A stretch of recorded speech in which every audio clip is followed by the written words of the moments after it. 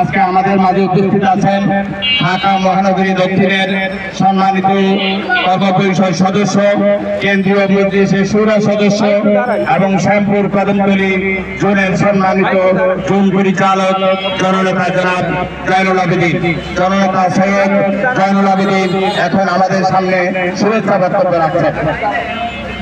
আসসালামু আলাইকুম ওয়া রাহমাতুল্লাহ। আউযু বিল্লাহি মিনাশ শাইতানির রাজিম। বিসমিল্লাহির রহমানির রহিম। والذي أرسل رسوله بالهدى ودين الحق ليظهره على دين كله।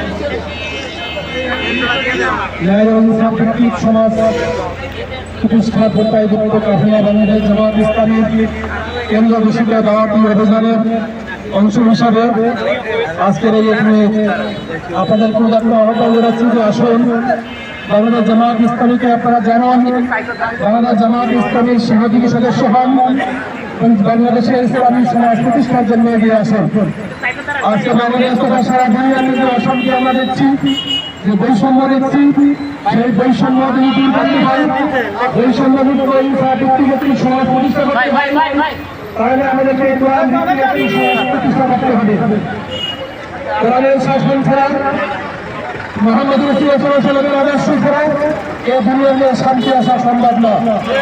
আপনারা দেখেছেন বাংলাদেশের বিগত 54 বছরে বিভিন্ন দল এবং মতের লোকেরা শাসন করেছে, তারা চেষ্টাও হয়তো করেছে বাংলাদেশের মানুষের ভাগ্যের পরিবর্তনের জন্য, কিন্তু বাংলাদেশের সংবিধান যেহেতু কোরআন ভিত্তিক, তাদের লক্ষ্য উদ্দেশ্য যেহেতু কোরআনের সমাজ নয়, মুহাম্মদ রাসূলুল্লাহ সাল্লাল্লাহু আলাইহি ওয়াসাল্লামের আদর্শ উদ্দেশ্য করে তার অনুসরণে সমাজ পরিবর্তনের জন্য তারা চেষ্টা করেনি।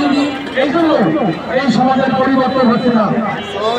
আমরা সকলে মিলেও যদি এই সমাজে পরিবর্তন করতে চাই, আর যদি কোরআন ভিত্তিক একটি সমাজ প্রতিষ্ঠার আন্দোলন না থাকে, আমাদের চিন্তা চেতনা টার্গেট যদি না থাকে, তাহলে এই সমাজের শান্তি আসবে না।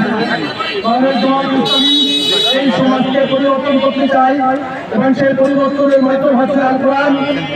মুহাম্মদ রাসূলুল্লাহ সাল্লাল্লাহু আলাইহি ওয়াসাল্লাম একটি জাহিলিয়াতের সমাজকে কোরআনের মাধ্যমে পরিবর্তন করে একটি সুন্দর সমাজ গড়েছেন।